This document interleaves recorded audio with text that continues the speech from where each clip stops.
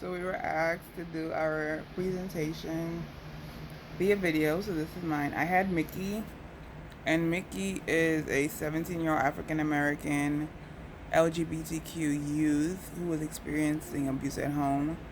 His stepfather was abusing him.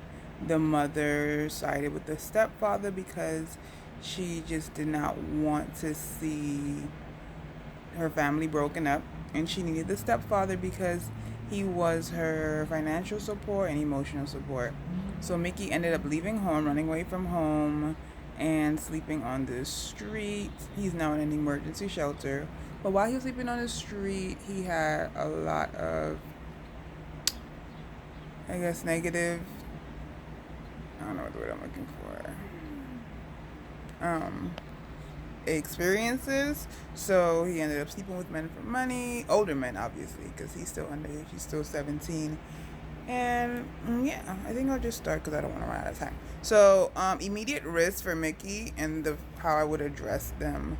The main one is Mickey runs the risk of having trauma due to the fact that his stepfather was abusing him physically and emotionally. And to minimize that risk, I would suggest that Mickey seeks help from the mental health therapist at the LGBTQ Center because they have many services and programs that can help him to overcome that trauma that he experienced. Another risk would be his health. Getting tested for STDs while he was sleeping with older men for money.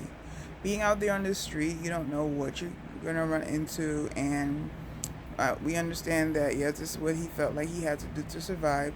But in order to help him moving forward, he needs to have a clean slate, get tested, make sure he's not at risk for any deadly diseases, and if so, get him the treatment that he requires.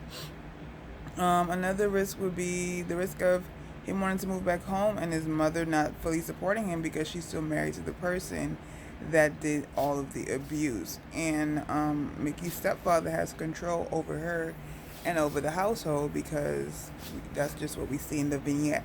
And the way we would overcome this risk is to have the social worker and the mother and Mickey sit down and try to find a way for them to bridge that gap, to talk to each other, to see how they can work on their relationship, and maybe in the future bring in the father if that's something that Mickey would want to do. Would have to be his choice. Yeah. Runs the risk of not graduating because he hasn't been attending school. So the social worker and the case manager could set him up back into independent studies so he can get back into school. So that's another risk. And the risk of depression, secondary trauma because his mother refuses to leave his father. That's kind of repetitive from what I said earlier, but it adds on to the fact that the DA in this case can actually take up a case against the father, a criminal case, because at the end of the day, he's still a minor.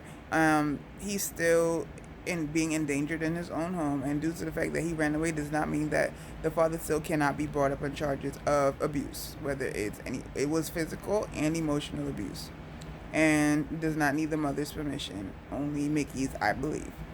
So, yeah. Question number 2: how would your interdisciplinary team identify the individual and collective role within this family? So, the 5 Acres Emergency Shelter social worker is the main social worker on the case that makes contacts with Mickey on the daily. She checks in with Mickey and manages his cases.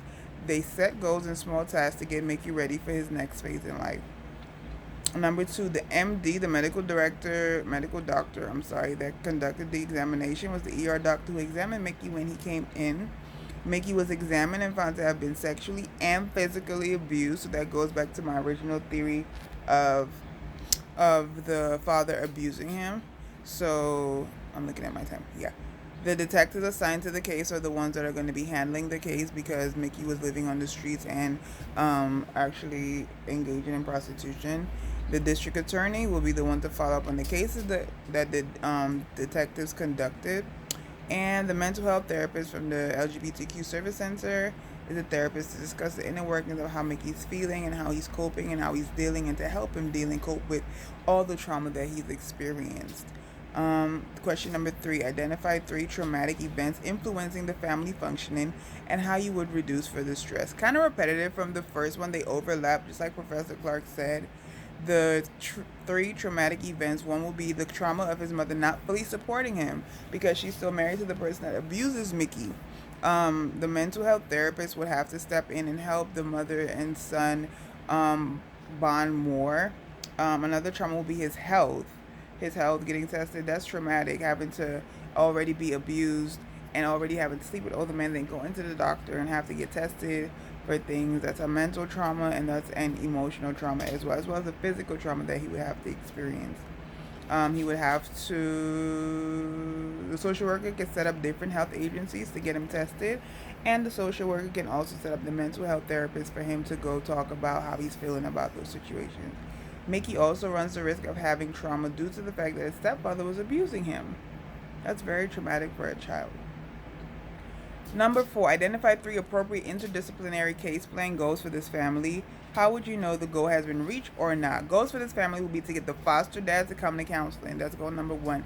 And to reason with the LGBT community. If the therapist alone cannot make a long-term plan, then you need to see what life would look like without the stepfather to establish a strong relationship with the mother and the son. I have 1 minute. Independent living. Mickey has a goal to independently live on his own and must take a few steps to do so. So he can go to substance abuse counseling because he's at risk for getting kicked out of the shelter. He can find a job so he could potentially pay for rent. And those are short-term goals that he can reach to make his long-term goal possible.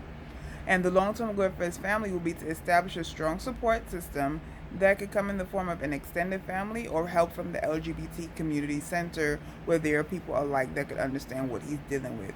Some professional services, last but not least, SAMHSA, the Substance Abuse and Mental Health Services Administration, Lambda Legal Defense and Education Fund. It helps LGBTQ students in school increase HIV awareness and challenge police and criminal justice. And finally, it is the It's Get Better project, which fosters communication and shares the message of hope with LGBTQ youth. Thank you for your time.